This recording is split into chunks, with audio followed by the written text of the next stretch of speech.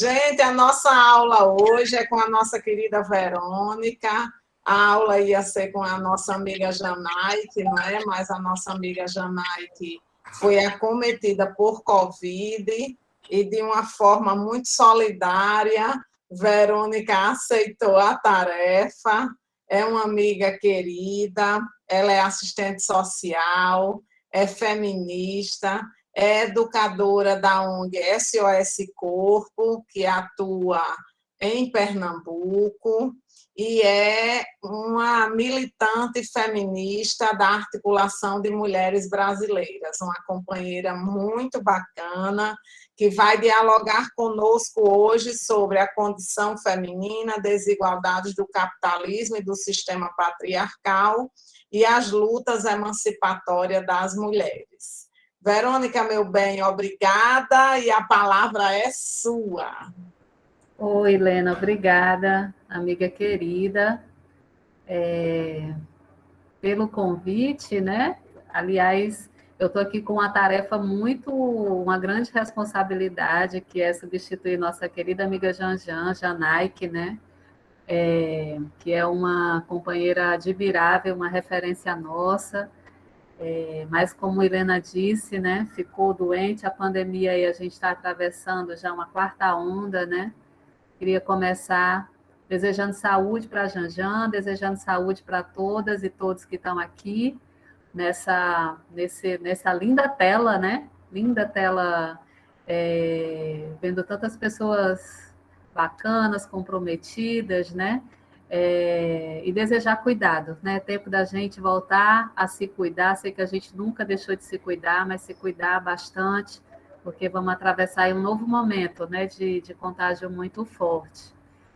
Quero dizer para a Helena que é uma alegria estar participando desse processo, né, construído pelo departamento, por ela especialmente, que é uma grande referência, muito comprometida, que está sempre aí liderando processos muito importantes para a nossa luta, né? Então, com o pessoal do SAI, então dizer que é uma alegria muito grande para mim. E eu penso nesse momento como um momento, né, de compartilhamento de saberes, né? Compartilhamento de saberes que vem das nossas lutas, né? Das nossas lutas das mulheres, mas das lutas feministas, mas também compartilhamento de saberes que vem da experiência de cada uma e de cada um, né? A premissa aqui, né, o ponto de partida que eu vou procurar trazer vai ser sempre nossa experiência, a nossa vida, né? A vida que a gente vive é a matéria da nossa reflexão, né? Eu sou educadora popular, então, para mim, como é partilhado aqui como princípio de vocês, isso é bem importante, né? Então, pensei em trazer algumas reflexões aqui sobre o tema de hoje, que já estão acumuladas, né? No saber coletivo do movimento feminista, Boa noite. Um saber que foi construído a Boa partir... noite para todos, boa noite. Boa noite, não estou vendo quem disse boa noite, mas olá, boa noite. Eu sou Verônica, estou aqui começando a roda de formação de hoje, né? Então, estava dizendo que a ideia é da gente partilhar saberes, né? Saberes que foram construídos ao longo da luta das mulheres, né? Da luta feminista, construído pelas mulheres, refletindo sobre suas experiências, né? E nessa luta, parte dessa luta construir alguns conceitos, né? Alguns nomes para falar de experiências que nós mulheres vivemos, que são experiências de injustiça, né? Experiências de opressão, experiências de silenciamento, né? Experiências dolorosas, mas também experiências de resistência, né? Que para poder existirem como um problema, né? Um problema político, precisou ter nome, né? Coisas que nem tinham nome que a gente vivia foram nomeadas, né? Pelo saber das mulheres, pelo saber construído pelo movimento feminista. Então, o que eu vou trazer aqui são elementos para a gente pensar sobre isso, né? Uma primeira questão que eu queria trazer para a gente pensar é que, na sociedade, né, homens e mulheres, pelo fato de serem homens e pelo fato de serem mulheres, têm trajetórias de vida, né? Condições de vida, até aprendizagens, né? Aprendizagens desde que a gente nasce, diferentes entre si. Não só diferentes, né? Também desiguais. Mas a primeira diferença começa com essa separação da humanidade entre homens e mulheres, né? Que parece uma coisa muito natural, né? Existem os homens que têm determinadas características biológicas, né? Um sexo biológico diferente da gente. E existem as mulheres que nascem com características também do corpo, né? Diferentes.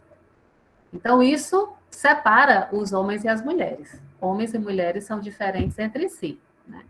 Do ponto de vista do seu corpo, da sua biologia. Então, isso é uma situação que a gente reconhece, né? Porém, essa diferença, ao longo da história e de muito tempo, ela não parou numa diferença, porque a gente podia ser só diferente, né?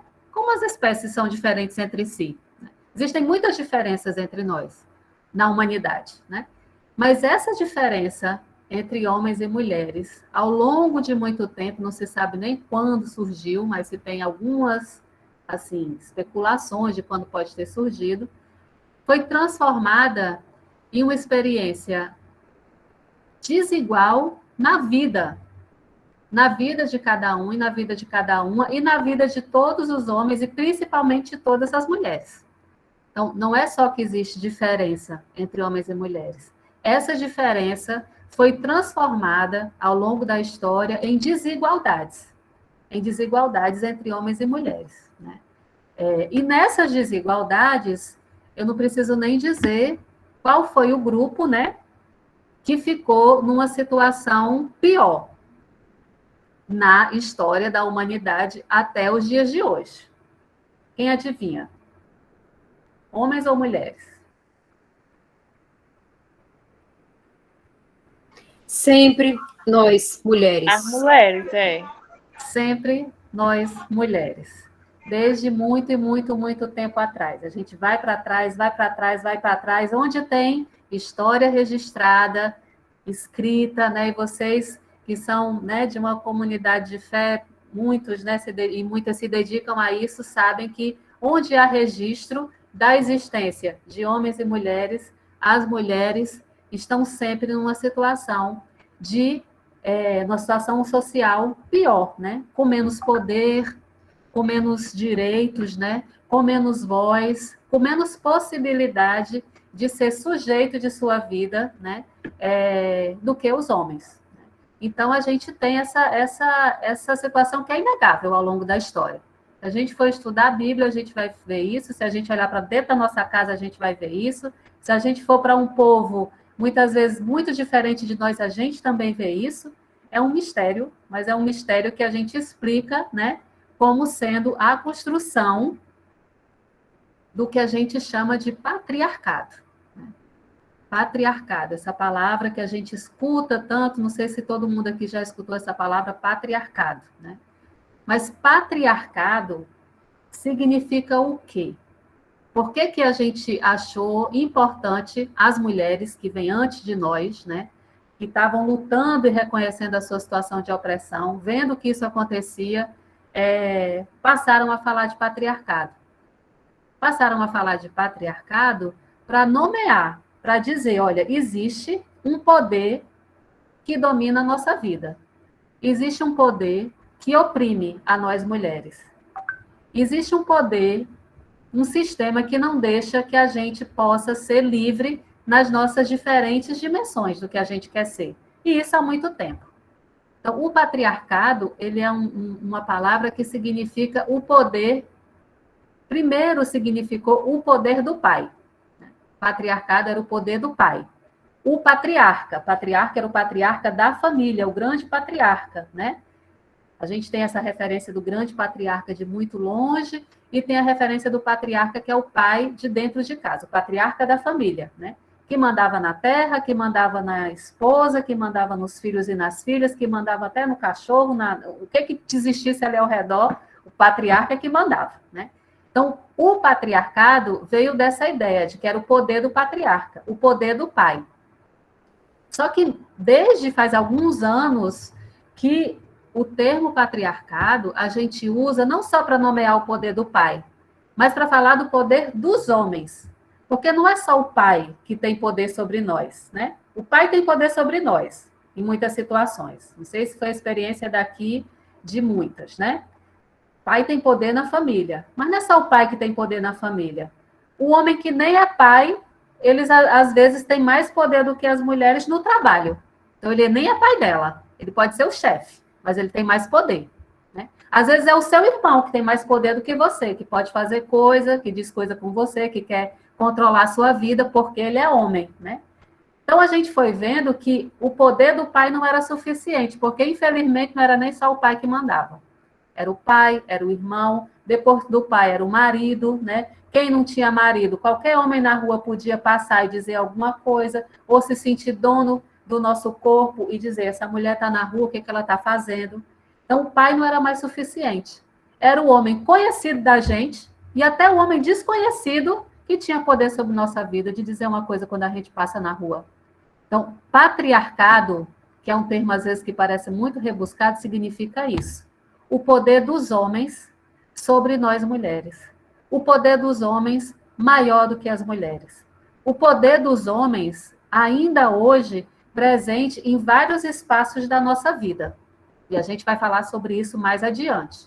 Então, existe desigualdade entre homens e mulheres, existe. Mesmo que a gente tenha, muitas vezes, perto de nós, né? Homens que são muito bacanas, muito companheiros aqui nesse grupo, por exemplo, né? Que não são machistas, né? Que têm práticas diferentes. Ainda que existam homens assim na nossa vida cotidiana, que enfrentam o machismo nas suas práticas, ainda assim, o sistema é um sistema organizado para dar mais poder para os homens. E pior, ainda hoje é organizado para dar poder aos homens sobre nós, as mulheres. E aí eu quero trazer aqui alguns exemplos para a gente pensar. Algumas dimensões da nossa vida que mostram que ainda hoje a condição feminina, né, a condição das mulheres, que está no título da nossa aula, ela é uma condição desigual, muitas vezes uma condição de opressão e uma condição de exploração. E aí eu queria que, eu vou trazer algumas questões aqui, vocês pudessem refletir se isso faz sentido na vida de vocês, ao redor de vocês, na comunidade de vocês, onde vocês, né, estão aí atuando ou vivendo, né? Então, eu queria que a gente imaginasse aqui, eu não tenho meios de desenhar, até tentei botar uma cartolina aqui na minha sala, mas não deu certo e eu não sei fazer isso no computador. Mas queria que vocês imaginassem um círculo, e eu agora vou puxar uma pontinha nesse círculo, certo? Vou dividir esse círculo em 4 pedaços. Um círculo dividido em 4 pedaços, tá? Como se fosse uma pizza com 4 pedaços. E eu vou pegar um pedaço. Esse círculo eu vou chamar do patriarcado, desse sistema de poder dos homens sobre nós mulheres. E um pedacinho desse círculo, que vai ser uma pizzazinha, vai ser das estruturas, das colunas que sustentam esse poder patriarcal, certo? No coletivo que eu faço parte, o SOS Corpo, a gente, depois de conversar muito, né, com as mulheres, fazer muita formação, né, pesquisar, a gente chegou a uma compreensão de que existem, não foi só nós não, né, isso foi a gente, a partir do que muitas mulheres já pensaram antes da gente, né, e conseguem pensando. A gente defende que existem 4 pilares que sustentam o poder patriarcal, o poder dos homens. 4. Como se fossem 4 colunas, sustentando esse telhado, assim, que não deixa a gente subir, né? 4 colunas. O primeiro desses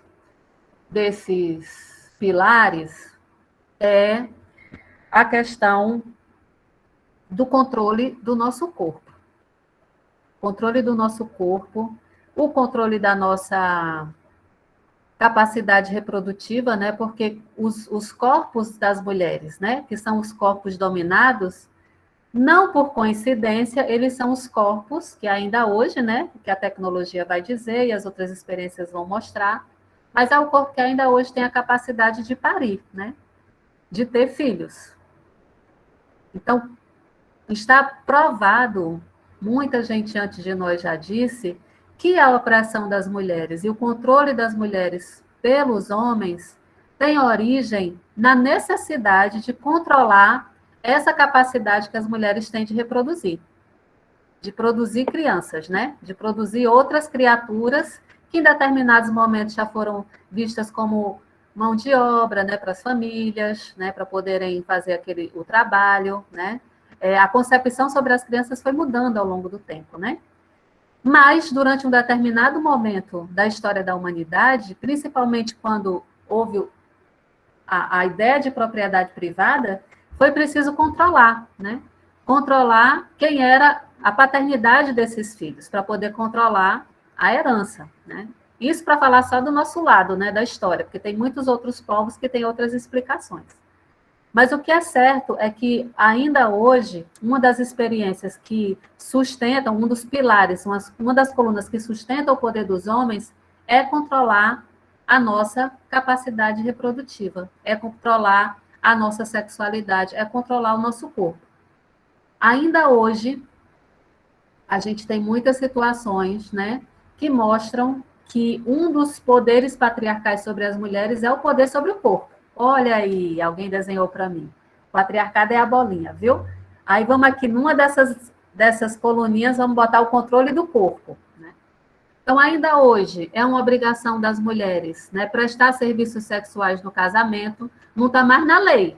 Não está mais na lei que a mulher, se ela não consumar o casamento pode ser anulado pelo homem.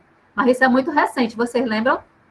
Até pouco tempo atrás, o casamento podia ser anulado se ele não fosse consumado. E o que era consumar era o ato sexual, né?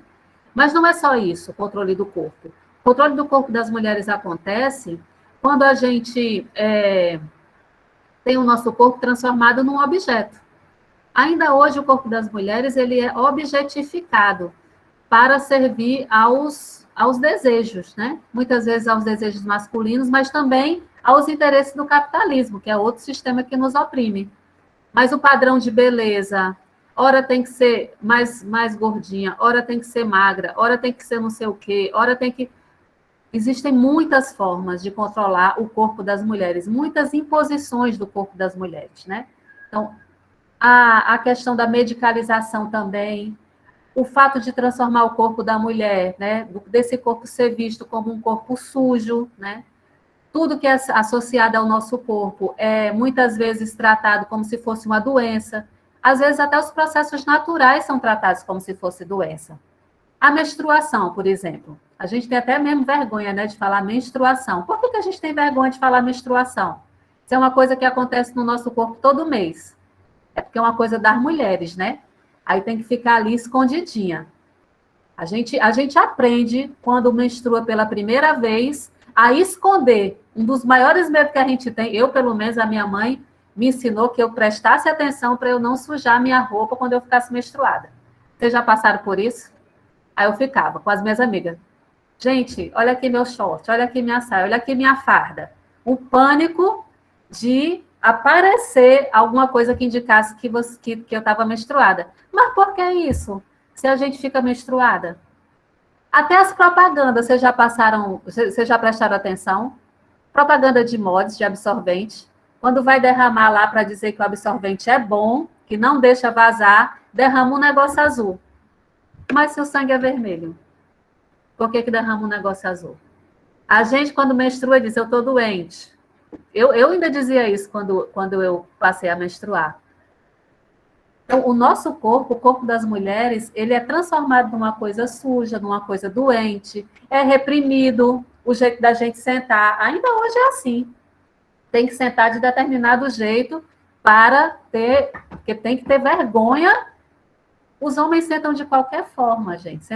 Outro dia eu peguei um ônibus, nada aqui, viu, companheiros? Eu estou dando um exemplo aqui, mas não são todos os homens, não. São só alguns.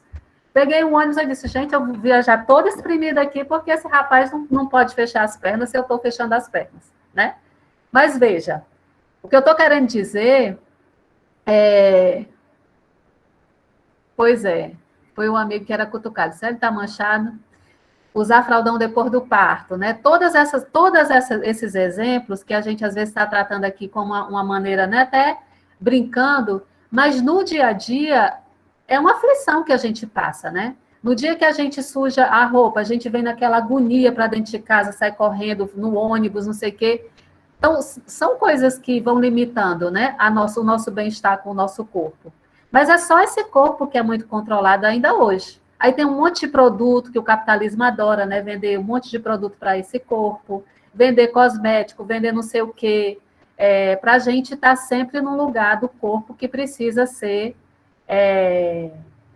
belo segundo o padrão de beleza, precisa ser atraente segundo o padrão de beleza, precisa estar preparado para ser desejado segundo o padrão do momento, né? Tem que estar reprimido, porque esse corpo não pode ser livre, ele tem que ser reprimido, né? As pessoas, até quando passam uma moça que é mais à vontade com o seu corpo, ela diz, mas olha a pessoa como é amostrada, né? Isso são exemplos do dia a dia.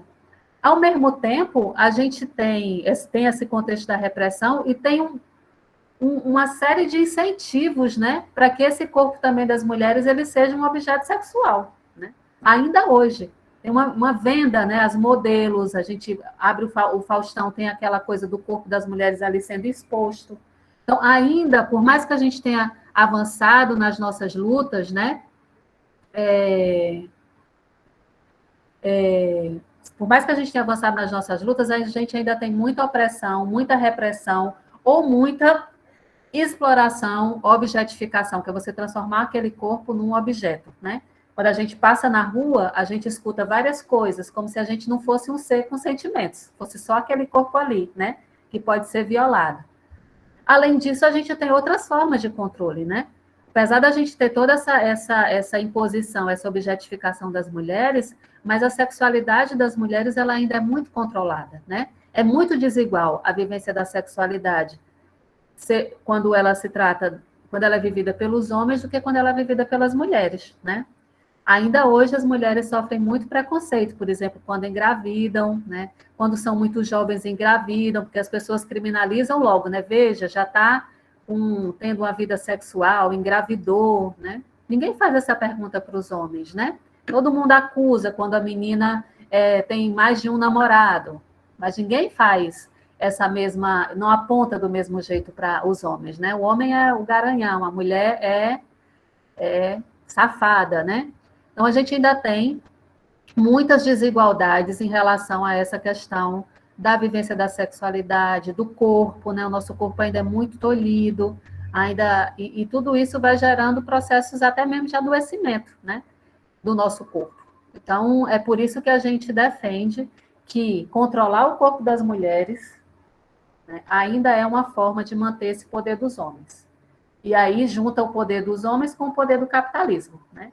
Então, a gente tem ainda muito controle sobre nosso corpo, sobre nossa sexualidade e também sobre nossa vida reprodutiva, né? Ainda hoje, a gente tem uma lei de planejamento familiar que diz que o homem tem que autorizar para a mulher poder ter laqueadura. Ainda hoje, a gente tem proibição sobre o livre exercício da maternidade pelas mulheres, né? Ainda hoje, a gente não tem nossos direitos reprodutivos respeitados, né? Então, a gente tem aí esse pilar que é o controle do corpo, que é uma das colunas que sustentam o patriarcado. A segunda coluna tem muito a ver com essa, que é o Célio levantou a mão, né?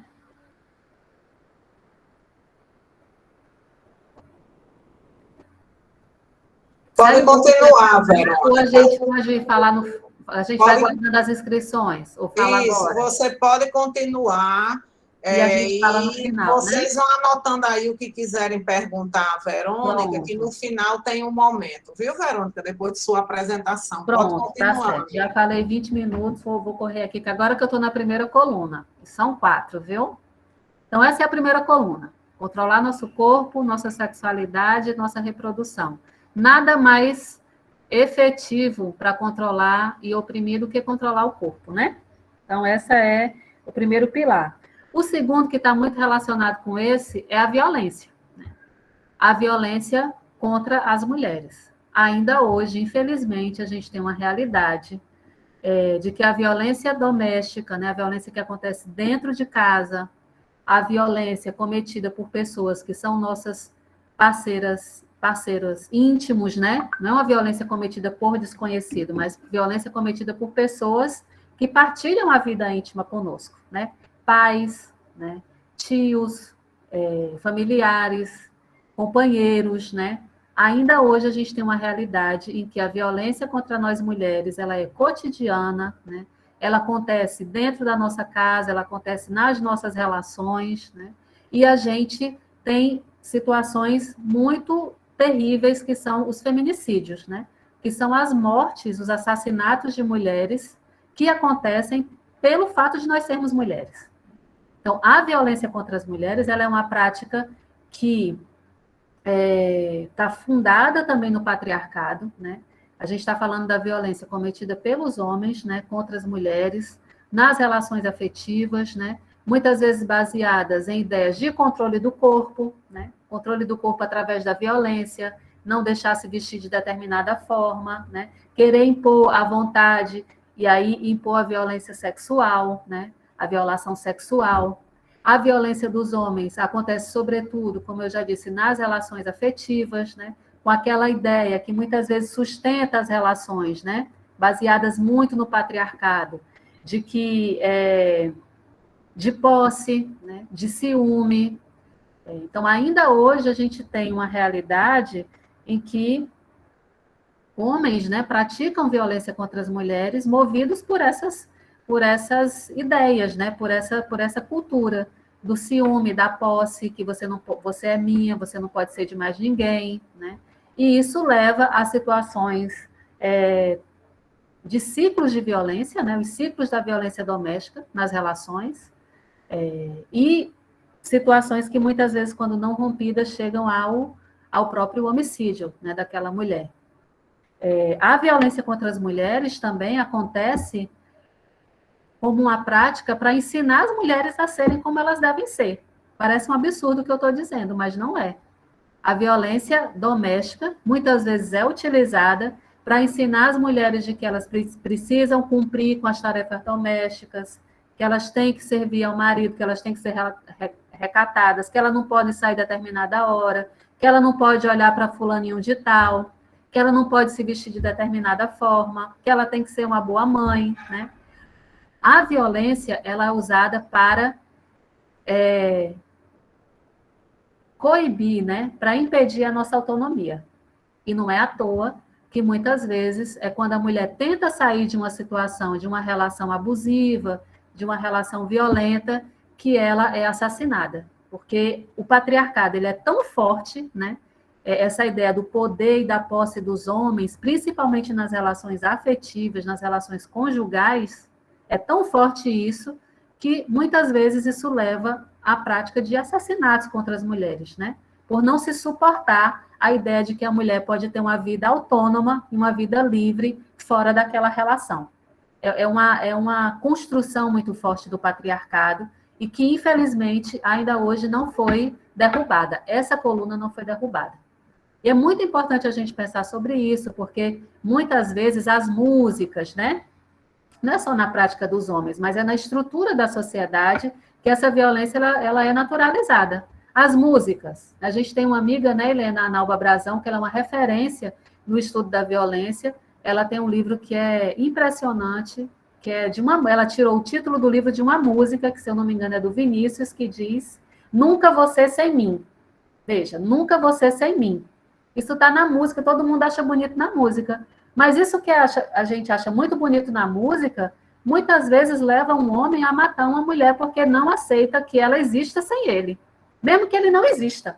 Às vezes os homens matam e se matam, porque não suportam que a mulher exista, nem mesmo que eles já não existam mais. Veja, como é forte essa posse, né, das mulheres, essa ideia do ciúme, essa ideia da possessividade, né, do eliminar o outro, que é alimentada pelo patriarcado.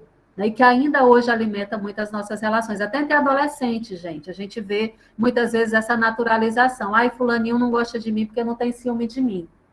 Ora, ciúme é ciúme, amor é amor. Isso de chamar de amor, ciúme, posse, violência, não tem nada a ver. Já nos anos 80, né, as mulheres, as feministas, o movimento foi para a rua para dizer: violência não é amor. Quem ama, não mata. Porque até muito pouco tempo atrás, e tem juiz que ainda quer manter isso, se dizia que era justificável que um homem matasse uma mulher porque ele agiu ou em legítima defesa da honra ou sob violenta emoção. Dizia, ele matou por amor, foi um crime passional, um crime da paixão. E o movimento feminista teve que lutar muito, e ainda luta para dizer, isso não tem nada a ver com amor, nem com paixão, isso tem a ver com machismo, isso tem a ver com poder patriarcal, isso precisa acabar. Né? Precisa transformar essa cultura, essa prática que naturaliza como se fosse uma coisa boa, porque o amor é bom, a violência não é. Isso de associar violência e amor é uma construção do patriarcado, que custa, ainda hoje, a vida de muitas de nós mulheres, né? Então, a gente tem essa coluna aí forte, que é a da violência contra as mulheres. A gente precisa derrubar, porque essa violência impede que a gente possa ser livre, né? Impede que o amor possa ser livre, impede que as relações possam ser livres, né? Prejudica as mulheres, mas prejudica até algo tão nobre e tão bom, que é o sentimento do amor, né? Então, veja as teias que o patriarcado faz, né? Prejudica as mulheres, mas prejudica tudo que a humanidade tem de bom para se viver, porque é um sistema de opressão, né? Segunda coluna, né? Vamos para a terceira. Terceira coluna é a questão da participação política. O patriarcado, o poder dos homens se sustenta impedindo que as mulheres sejam a voz. Impedindo que as mulheres sejam a voz na política, impedindo que as mulheres falem por elas mesmas, impedindo que as mulheres criem seus movimentos, deslegitimando quando as mulheres estão na política. Ao longo da história, desde aquele momento lá que o homem era o dono da terra, mandava na família, mandava no município, era o prefeito, né, que marcou a nossa colonização. O poder estava na mão dos homens. Ainda hoje é assim. Olhe para o Congresso Nacional. Só tem homem, né, branco, proprietário, e depois do golpe, mais ainda. Eles não suportam as mulheres participando da política. Isso para a gente falar do poder institucional. As mulheres, quando vão participar da política, elas são vítimas de muita violência, né? A gente tem vários relatos, né, de mulheres que sofrem assédio, que sofrem piadinhas nos corredores, que o homem fica lá desqualificando, né?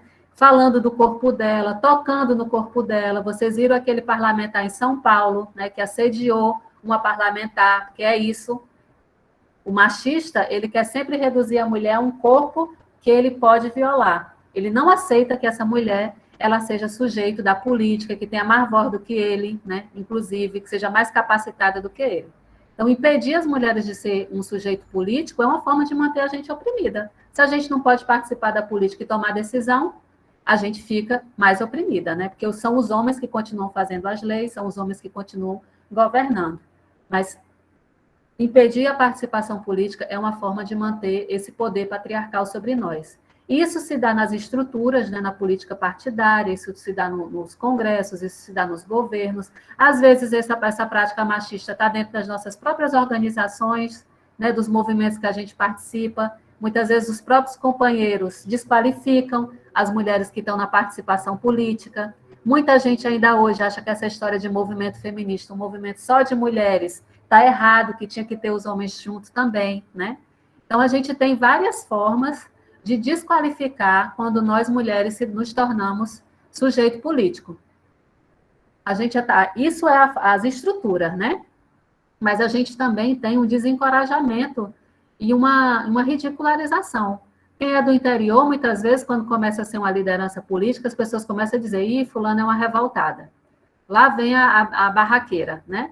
Uma forma da gente ser ridicularizada e desistir de ser sujeito político, né? A gente mesmo, é tão forte essa construção do patriarcado, de que política é coisa dos homens, que nós, mulheres, muitas vezes internalizamos e ficamos inseguras quando a gente vai para o espaço da política. Eu lembro que eu tinha uma amiga que a gente começou a militância estudantil juntas e a gente morria de vergonha de falar ao microfone. E os nossos amigos lá, homens, não tinham essa dificuldade. A gente ficava, mas por que ele não tem essa dificuldade? Porque a gente já se construiu achando que a política não era um lugar para a gente, que a gente era insegura, que a gente tinha que se preparar muito para poder dizer alguma coisa, né? E eu lembro que a minha amiga dizia assim, eu me preparo tanto para falar na reunião que quando eu vou falar, a reunião já se acabou. De tão insegura que a gente ficava, né, de falar, porque a gente vai aprendendo no patriarcado que a gente tem que se preparar muito para poder falar. E lógico, todo mundo tem que se preparar, mas é um sentimento que a gente tem, né, um sentimento de que a gente não está preparada para aquele lugar. E esse sentimento não vem da gente. Esse sentimento, ele nasce no nosso coração porque a gente vive num mundo patriarcal que desencoraja que a gente seja sujeito político. Né? A gente já começa a falar dizendo, gente, eu não sei se eu vou dizer uma besteira aqui, mas eu vou dizer. Por que a gente diz isso? Alguém já viu um homem dizendo isso? Eu nunca escutei. Os homens vão lá, falam e está tudo certo, eu acho que disseram, falaram e disse. E também não é culpa deles, é porque eles estão num mundo, né, estão numa estrutura que é vista como sendo masculina. Então, eles estão à vontade. Né? A gente não, a gente está fora do lugar, a gente está batalhando para estar naquele lugar. E aí a gente vai carregando essa insegurança, né? Essa insegurança que a gente carrega, isso é produto do patriarcado. E aí é preciso muita formação, é preciso muita reflexão, é preciso a gente olhar a outra que vai lá e não tem medo, para a gente poder se fortalecer e falar. E é muito bom quando a gente fala, né, não, gente? Porque a pior coisa é você chegar num canto, ter o que dizer e sair sem dizer. Olha, é uma injustiça muito grande. E o patriarcado faz isso com a gente. Aquela coisa de ter um negócio preso na garganta, isso é consequência também desse poder do patriarcado, né? Então, o patriarcado estrutura os espaços, né, os partidos, o Congresso, mas ele vai criando sentimentos dentro da gente, né? Sentimentos que são, às vezes, mais difíceis da gente transformar do que transformar. É tão difícil, aliás, a gente transformar quanto transformar essas mesmas estruturas, né? Então, impedir a participação política das mulheres é uma forma de manter a gente oprimida, né? Porque se a gente não tem voz para dizer o que a gente passa, por isso que a grande conquista das mulheres foi fazer um movimento feminista, foi se organizar dentro dos partidos, para poder falar e ser vista, né? E aí acho que depois na bibliografia aí, que a gente vai circular, tem filmes muito bons para a gente poder ver e se sentir contemplada, né, nessa experiência das mulheres de construírem sua voz. Falei de 3 colunas, vou para a 4ª e última. E aí já vou abrindo aqui para a gente comentar, né? Que eu falo demais, viu, minha gente? Mas a 4ª coluna é muito forte, que sustenta esse poder dos homens, é a divisão do trabalho. A divisão do trabalho entre homens e mulheres. A gente sabe que o trabalho ele já é dividido entre as classes, né? Existe uma classe que é dona de todos os meios de produção e não faz nada, e dona dos bancos, né, que não produz nada, mas lucra muito. E existe uma classe que só tem a sua própria força de trabalho para sobreviver, que é a classe trabalhadora. Então, já tem uma divisão social do trabalho muito injusta, que é a divisão do capitalismo. Mas existe uma outra divisão do trabalho dentro dessa divisão capitalista, que é uma divisão produzida pelo patriarcado, que é o que a gente chama da divisão sexual do trabalho, que é a 4ª coluninha ali. A divisão do trabalho entre homens e mulheres, que também é uma divisão muito desigual, muito injusta e gera opressão sobre nós mulheres. O primeiro elemento dessa divisão é que existe na organização do trabalho, existe ainda uma fronteira, está mudando, mas ainda é muito forte, como se existisse trabalho de homem e trabalho de mulher. Determinadas profissões, determinadas atividades, determinados ofícios são para as mulheres e outros são para os homens. Muita coisa mudou, mas ainda hoje a gente vê que tudo que é relacionado a cuidado, que é relacionado a relações, né? A cuidado das pessoas, em geral, é colocado como algo que as mulheres naturalmente sabem fazer. Aí, se a maioria entre as assistentes sociais, entre as enfermeiras, entre as técnicas de enfermagem, entre as professoras, nós somos também maioria, né? E todas as trabalhadoras domésticas são a maioria mulheres, né? Porque essas atividades são vistas como atividades das mulheres. Aquelas atividades ligadas mais à tecnologia, não sei o quê, é vista como atividade dos homens. Muita coisa tem mudado, porque a gente não parou, né? Nós mulheres estamos lutando para estar em várias ocupações. Então, essas fronteiras, elas têm se quebrado, né? Porque as mulheres estão indo para as ocupações ditas masculinas, numa velocidade maior do que os homens têm vindo para as ocupações que são consideradas femininas, né? Então, a gente tem aí uma divisão ainda muito forte do mundo do trabalho que a gente faz para ganhar dinheiro.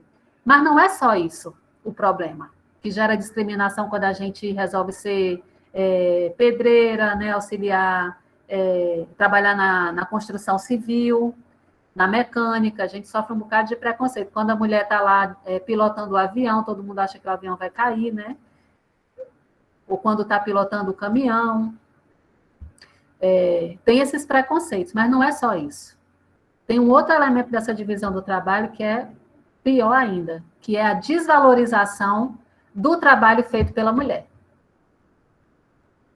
Sempre que um trabalho ele é majoritariamente feito por mulheres, ele é um trabalho mais desvalorizado. Olhe só as trabalhadoras domésticas. Só conquistaram direitos faz pouco tempo, né? Lembram da educação infantil? A educação infantil já foi uma tarefa dos homens. Os mestres eram homens, até porque é muito recente que as mulheres não podiam nem estudar, né, para ser professora. Então, os homens é que estudavam e eles eram mestres. Quando as mulheres passaram a ser as professoras, elas viraram o quê? Como é que a gente chamava as professoras da gente no ensino fundamental? Tias, né? Tias. Ou seja, era alguma coisa do parentesco, da casa, né? Que não era... O mestre era uma coisa profissional, a tia era algo doméstico. Junto com isso vinha uma desvalorização. E aí a desvalorização mesmo, a desvalorização do salário, porque sempre se vê como se as mulheres já nascessem sabendo fazer isso.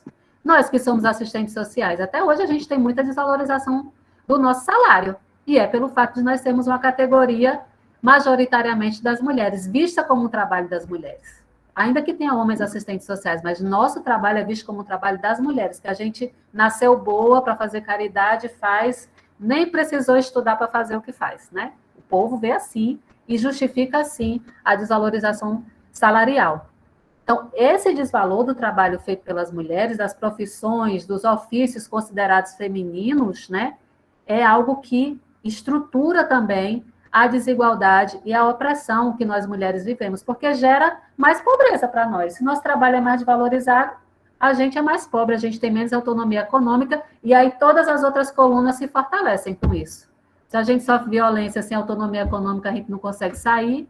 Se a gente não tem autonomia econômica, é mais difícil ter participação política, dizer até que vai numa reunião, porque se você tem seu dinheiro para dizer, eu vou na reunião e volto, e ninguém me deixa aqui parada dentro de casa, é mais difícil quando a gente é dependente economicamente, e para a gente ter autonomia sobre o nosso corpo.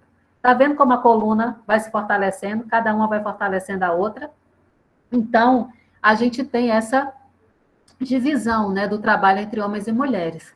Em geral, o trabalho realizado pelas mulheres é um trabalho mais penoso, um trabalho que a gente faz usando mais o nosso corpo do que outras ferramentas. Vou dar só um exemplo das pescadoras, que é uma categoria aqui que muita gente conhece, né? As pescadoras, elas, em geral, são marisqueiras, né? Elas catam ali os mariscos com as próprias mãos nas áreas rasas das praias ou dos rios. As atividades das mulheres são essas. Os homens, eles pescam com as embarcações. Então, eles vão mais para o alto mar, ele tem acesso às ferramentas, né? A gente não. Então, a gente está sempre mais limitada também nesse acesso à ferramenta, que é uma forma também de dividir o trabalho entre nós. E ainda hoje, a tecnologia de ponta, quando a gente vai para esses cargos, são os homens que estão lá, né? Então, existe essa divisão do trabalho que a gente faz para ganhar dinheiro. E ainda existe, para piorar, uma outra divisão do trabalho, que é entre o trabalho que é o mais fundamental de todos, que é o trabalho que mantém a gente viva. que mantém a gente viva? É a gente comer, né? É a gente se alimentar, é a gente se cuidar da saúde, é a gente se restaurar, né? Então, a gente tem um trabalho que é o trabalho doméstico, o trabalho de cuidados, que ele ainda hoje ele é feito majoritariamente pelas mulheres, ele é cobrado das mulheres, que ele é fundamental para sustentar a nossa vida, mas que ele ainda é um trabalho muito desvalorizado, muito. Cuidar da casa, cuidar dos filhos e filhas, cuidar das pessoas doentes, cuidar das pessoas que não são doentes, mas também não se cuidam, né? Cuidar de levar num posto de saúde, tudo isso ainda hoje está nas costas das mulheres. E é um trabalho extremamente invisibilizado. Eu sempre gosto de dizer, o trabalho doméstico, que é um trabalho que não para, né? A gente lava um prato, quando a gente vê, já tem prato sujo. Parece que brota do... Nunca vi, minha gente. Limpa a casa já está suja. Roupa para lavar não para. Se tiver criança, aí é que não para mesmo de ter coisa para fazer, né? Então, é um trabalho que não para, é um trabalho incessante. Mas ele é invisível quase, desvalorizado. É tão desvalorizado que a gente só percebe que ele existe quando ele não está feito. Já repararam? Quando o trabalho doméstico está feito, parece que existe nuvem, existe árvore, existe aqui essa samambaia pendurada na minha casa, e existe o trabalho doméstico feito. Mas se ele não for feito, aí todo mundo já repara, vixe, a casa de fulana está suja, olha a pia de louça que ela deixou, o menino no meio da rua. Todo mundo repara no que não foi feito. E vai atrás de quem que não fez. Quem é que não fez? Uma mulher, né?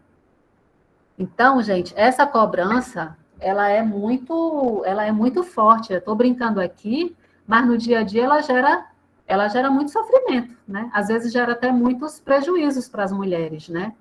Tem muitas situações de que o conselho tutelar fica ali, né? Para a gente que é assistente social, a gente está sempre muito vigilante sobre isso, né? Mas eu imagino que vocês que são lideranças também. Mas nós, mulheres, e aí eu estou falando muito porque eu estou falando da nossa experiência, mas nós, mulheres, a gente também, essa coisa de que o patriarcado, ele constrói sentimentos dentro da gente, né? A gente é socializada para servir a outras pessoas, e muitas vezes a gente deixa de pensar na gente, né? E no trabalho doméstico isso se expressa com toda a força. Eu mesma, que eu sempre digo, olha, eu já fiz tudo quanto eu... formação feminista, não sei o quê, mas às vezes eu vou dormir incomodada porque tem um prato sujo. Mas por que eu vou dormir se o prato amanhã vai estar do mesmo jeito, eu lavo o prato amanhã?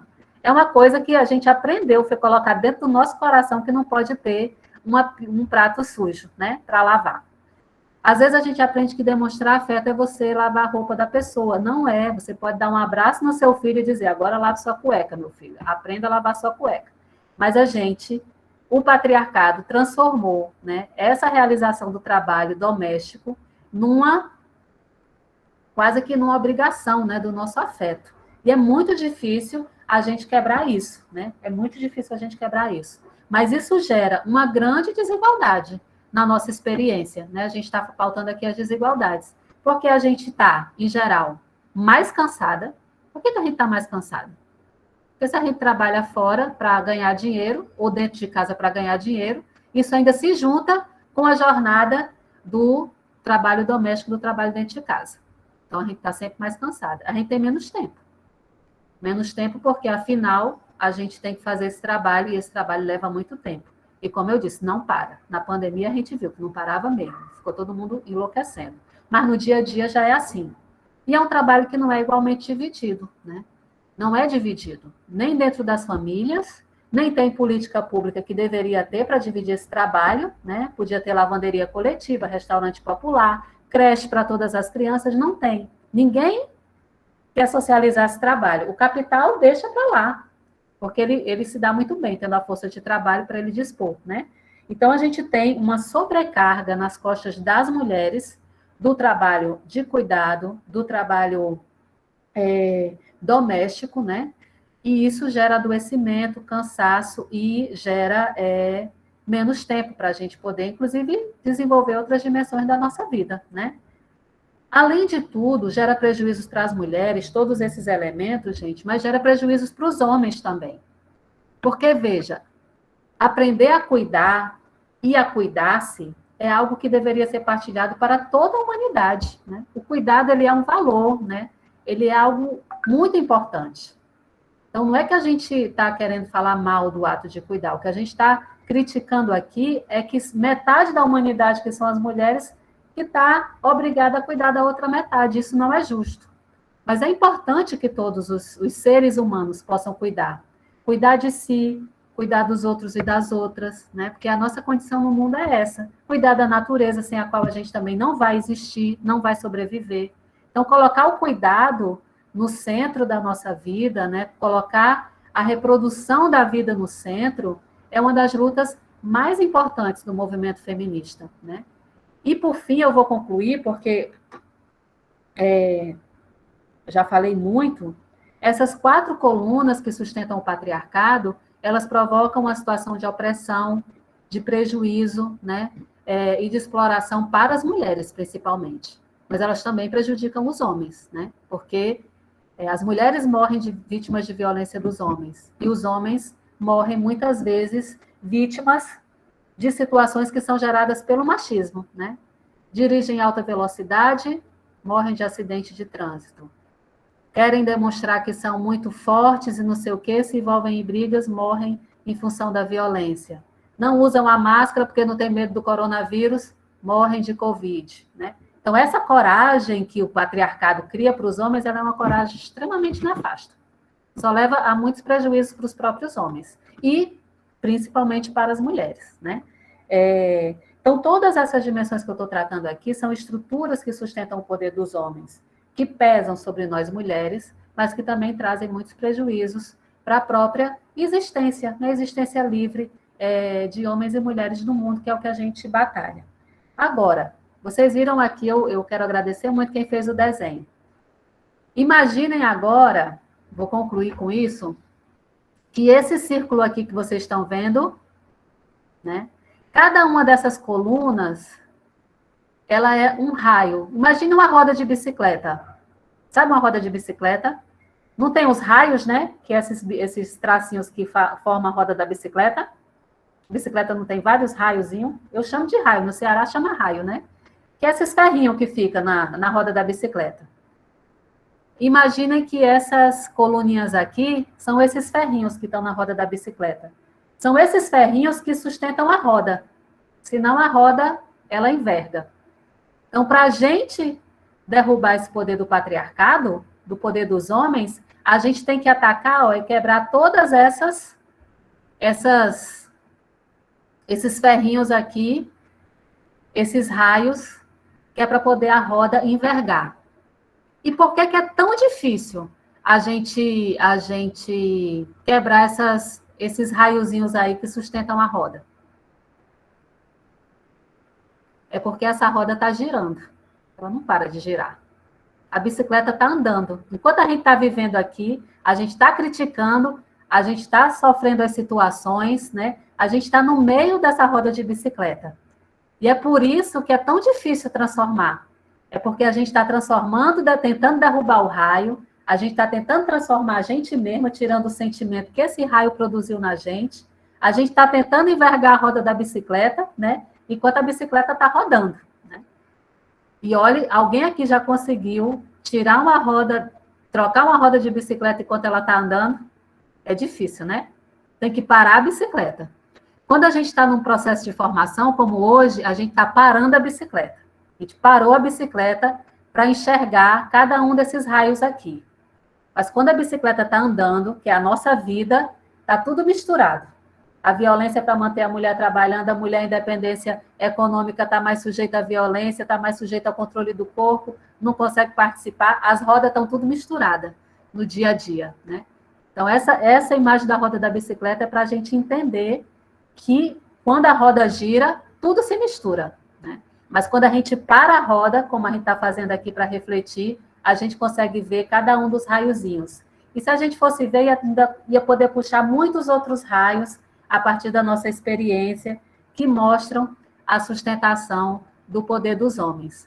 Mesmo que a bicicleta não pare, a gente está fazendo luta, né? As mulheres em diferentes movimentos para transformar essa situação. E a primeira luta foi dizer que isso aqui existia. Há 200 anos atrás não existia violência contra as mulheres, não. As mulheres sofriam violência, mas ninguém falava, vamos lutar pelo fim da violência contra as mulheres. Hoje a gente já tem essa luta, e tem muita conquista dessa luta, né? Antes não existia direito reprodutivo. Existia só a opressão do corpo, que era mais do que natural. Hoje existem os direitos reprodutivos, que são luta das mulheres. Direito das mulheres a fazer um movimento, conquista nossa.